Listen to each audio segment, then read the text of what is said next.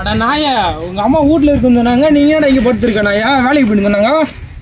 நாயா ஏன் வேலைக்கு போன சொன்னாங்க, இங்க படுத்து எடுக்கிற நாயா? வேலைக்கு போக மாட்டேன் சொல்றேன். அதான் அசிங்கப்பட்டேன்.